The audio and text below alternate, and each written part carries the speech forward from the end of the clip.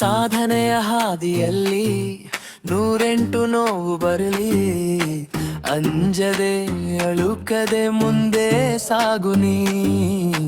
ಹೆದರದೆ ಬೆದರದೆ ಮುಂದೆ ಹೋಗುನಿ. ನಂಬಿಕೆ